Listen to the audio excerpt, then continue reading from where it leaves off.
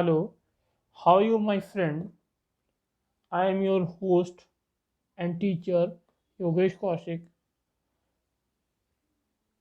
Now, today we are going to study another chapter called banking.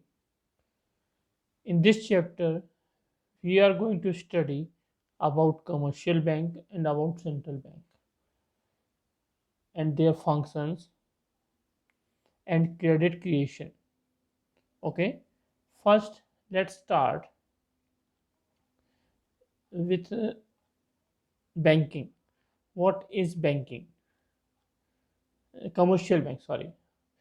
सबसे पहले इसकी short history हम देख लेते हैं कि बैंक शब्द निकला कहाँ से। सबसे पहले बैंक शब्द निकला वर्ड बेंच से।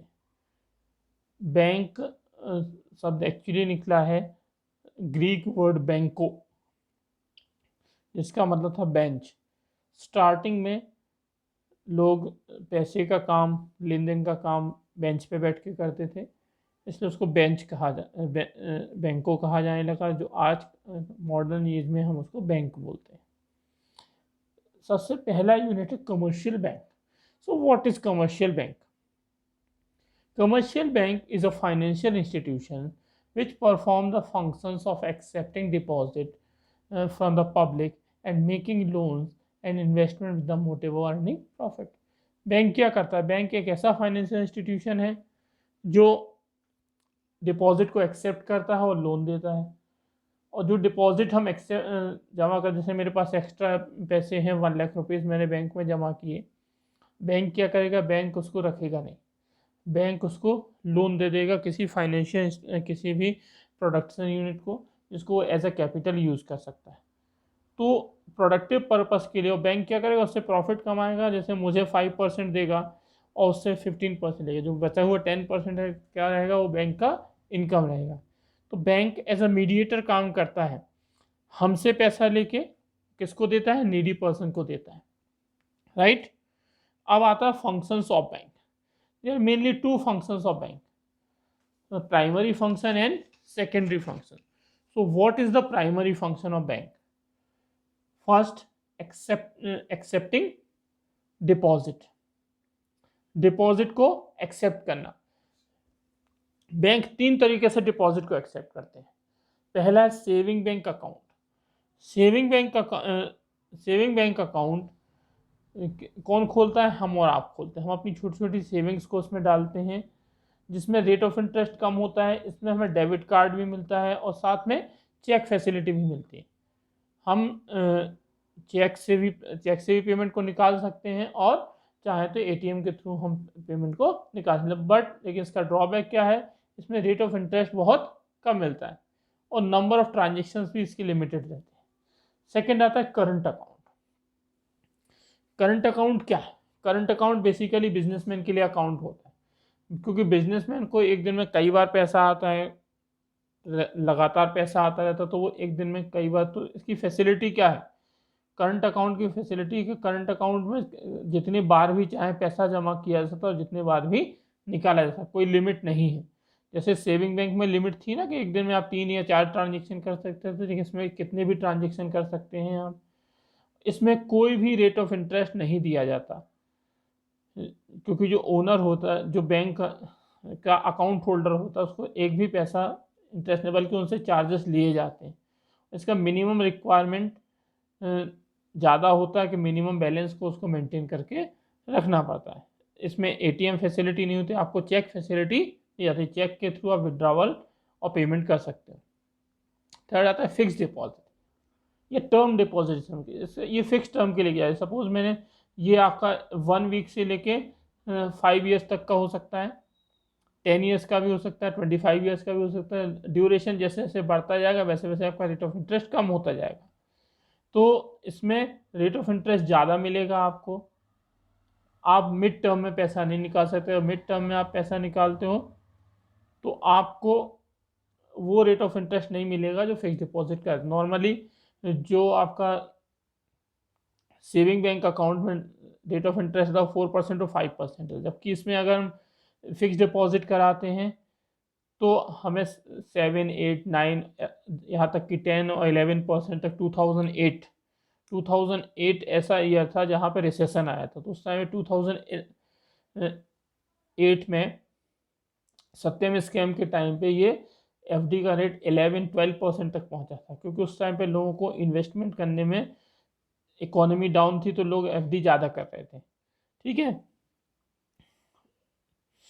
और ना ही इसमें सबसे बड़ा ड्रॉबैक क्या है कि मिड टर्म में आप निकाल नहीं सकते, आपको फिक्स्ड ड्यूरेशन के बाद ही निकालना पड़ेगा इसका। अब सेकंड फंक्शन इसका एडवांसिंग लोन देना।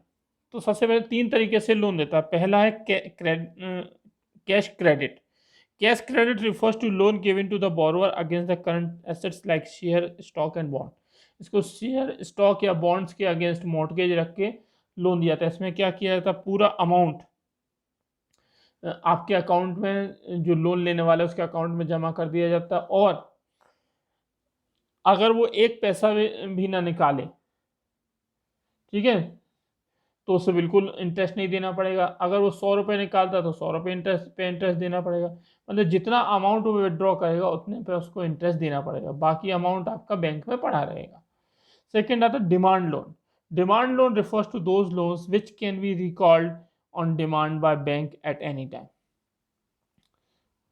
ठीक है, ये ऐसा लोन है जिसमें बैंक कभी भी रिकॉल कर सकते हैं, और इसमें एक बार पैसा पूरा जो बोरोवर है उसके अकाउंट में जमा हो जाता है, वो अगर वो एक भी पैसा विड्रॉ भी ना करे फिर भी उसको सारे अमाउंट के ऊपर इंटरेस्ट देना पड़ता है।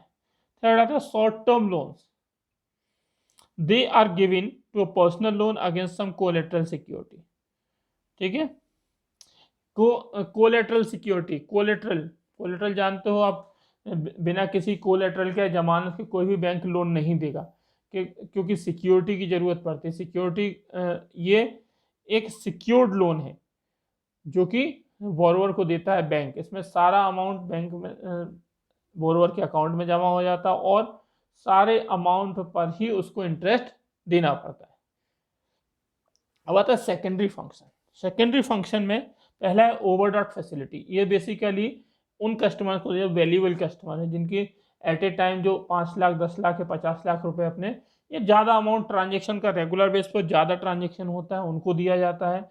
उसमें क्या, इसमें क्या है, इसमें अगर आपको सपोज 1 लाख पेमेंट करना है और आपके अकाउंट में 10,000 है, तो आप ओवरड्राफ्ट फैसिलिटी अगर आपको मिली हुई है तो आप कितना भी, जैसे 1 लाख का चेक भी दे देंगे तो वो आपका क्लियर हो जाएगा और एज अ लोन कंसीडर किया जाएगा, और जिसको आप बाद में रीपे कर सकते हो। अब है डिस्काउंटिंग और bill of exchange. Bill of exchange को डिस्काउंट करना। ठीक है, जैसे कोई किसी से लोन लेता है, ठीक है, उसको बिल ऑफ एक्सचेंज लिख के देता है। तो क्या होता है कि जैसे मैंने एक्स ने वाई को बिल ऑफ एक्सचेंज लिख के दिया, ठीक है, तो अब वाई को कहा गया कि भैया 1 साल में हम आपका पैसा जमा कर देंगे, पैसा वापस कर देंगे, लेकिन 1 साल के पहले एक्स को ज़रूरत पड़ गई, तो एक्स क्या करेगा, एक्स क्या करेगा, एक्स बैंक में जाएगा, बैंक में वो बिल ऑफ एक्सचेंज जमा करेगा, और बैंक हल्का सा रेट ऑफ इंटरेस्ट, उसको कमीशन लेके बाकी पैसा विथ इंटरेस्ट दे देगा, और एंड ऑफ मैच्योरिटी बैंक जिसने बिल लिखा उसके पास जाएगा और पैसा ले लेगा। अब आता है agency function. Sometimes bank act like a agent. Agent means working for commission, right. पहला एजेंसी फंक्शन है ट्रांसफर ऑफ फंड्स। एनईएफटी और आरटीजीएस के थ्रू फंड हम ट्रांसफर कर सकते हैं, ठीक है। सेकेंड है कलेक्शन, और इसके साथ डिमांड ड्राफ्ट। अगर हम कहीं बाहर जा रहे हैं तो उसमें साथ में ड्राफ्ट लेके जा सकते हैं, जिससे हमारे कैश को कोई खतरा ना हो। सेकेंड आता है collection of payment of various item. जैसे बैंक अपने कस्टमर के बिहाफ पे पेमेंट का, जैसे मैं स्टैंडिंग इंस्ट्रक्शन अपने बैंक को दे दूँ कि मेरे बिहाफ पे फिक्स अमाउंट हर महीने मेरे अकाउंट से कट करके सो एंड सो बैंक में दे दिया जाए, तो वो वैसा ही करेगा जैसा मैंने उनको इंस्ट्रक्शन दिया है, ठीक है। Purchase and sale of foreign exchange. Right. Bank का काम केवल वही बैंक परचेस और सेल का काम कर सकते हैं फॉरेन एक्सचेंज का, फॉरेन करेंसी का, जिनको आरबीआई परमिशन देती है। राइट नाउ स्टेट बैंक के पास आरबीआई की परमिशन है, एचडीएफसी बैंक हो गया, कोटक महिंद्रा बैंक हो गया, ये बैंक्स आज कर सकते हैं, वो खरीद सकते हैं फॉरेन करेंसी को, बेच भी सकते हैं। Purchase and sale of securities, ठीक है, डीमेट अकाउंट के थ्रू, जैसा कि आप बिजनेस में पढ़ेंगे अभी, डीमेट अकाउंट के थ्रू हम चाहें तो शेयर्स बैंक के थ्रू खरीद सकते हैं। बैंक में डीमेट अकाउंट खोल के हम उसको उससे शेयर खरीद सकते हैं, बॉन्ड्स खरीद सकते हैं। Income tax consultancy, bank income tax consultancy भी देता है अपने कस्टमर को कि इनकम टैक्स कैसे पे किया है, कितना पे किया है, कैलकुलेशन में हेल्प करता है। ट्रस्टी एंड एग्जीक्यूटर, वो ट्रस्टी भी किसी चीज़ को अपने पास बचा के भी सेफ भी रखता है और उसको एग्जीक्यूट भी करता है। सपोज किसी में मेरे मेरे ग्रैंडफादर ने अपना विल बना के बैंक के लॉकर में रखा, और बैंक उनके मरने के बाद, उनकी डेथ के बाद वो अकाउंट खोला गया उनका, उसमें से वो निकाल के जैसा उसमें लिखा है विल में वैसा ही एग्जीक्यूट किया जाएगा। कोई भी उसके ऊपर क्लेम नहीं कर सकता। वो कह दें कि मुझे कुछ नहीं देना है, मेरे छोटे भाई को सारी चीज़ देनी है, तो वो वैसा ही होगा जैसा उन्होंने विल में लिखा है। वो ट्रस्टी भी है और एग्जीक्यूटर भी एग्जीक्यूट भी करता है जैसा कि उसको इंस्ट्रक्शन दिए गए हैं। राइट। अब आता है जनरल यूटिलिटी फंक्शन। पहला है locker function, locker facility, sorry, locker. Bank, जैसे आपके घर में लॉकर होते हैं, आपके अलमारी के अंदर लॉकर होते हैं जिसमें आप अपनी चीज़ों को सेफ रख सकते हैं। बैंक क्या करता है, बैंक भी लॉकर फैसिलिटी अपने कस्टमर को देता है। बैंक क्या करता है, उसके बदले में चार्जेस लेता है, ठीक है। वो ईयरली चार्जेस लगते हैं जिसमें आप अपने वैल्यूबल को सेफ रख सकते हैं, अपनी इंपॉर्टेंट डॉक्यूमेंट सेफ रख सकते हैं, और वो विदाउट आपकी परमिशन कोई भी नहीं खो सकता, या आपके मरने के बाद आपका जो एग्जीक्यूटर, जो आपका लीगल हायरर होगा, वही उसको ओपन कर सकता है। Travellers cheque, bank issue traveller cheque. Bank क्या करता है, ट्रेवलर चेक इशू करता है। जैसे मैं ट्रेवल कर रहा हूँ, मुझे यहाँ से अमेरिका जाना है, या फिर कहीं मान लो हैदराबाद जाना है, और मैं कैश इतना कैरी नहीं कर सकता, तो बैंक क्या करेगा, मुझे ट्रेवलर चेक इशू करेगा, जिसको मैं वहाँ पे जाके बैंक में सबमिट करके कैश ले सकता हूँ। तो ये एक अच्छी फैसिलिटी देता है। ओके, तो ये हो गए general utility function. I hope ये वीडियो आपको पसंद आया होगा। नेक्स्ट वीडियो में हम पढ़ेंगे मनी क्रिएशन और क्रेडिट क्रिएशन। ये बहुत इम्पॉर्टेंट है, ये आने की संभावना इस बार पूरा है, इस बार हो सकता है ये आए, तो इसको हमें बहुत अच्छे से पढ़ना है। तो इसके लिए लाइक कीजिए, वीडियो को सब्सक्राइब कीजिए, और जिससे कि फ्यूचर में आपको और अच्छे से अच्छे वीडियो मिल सकें। और मैं कोशिश करूँगा कि अभी बिज़नेस भी शुरू कर रहा हूँ, बिज़नेस का वीडियो मैं नेक्स्ट वीक अपलोड करूँगा, उसको भी देखिए और लाइक कीजिए। तब तक के लिए घर में रहिए, सेफ रहिए।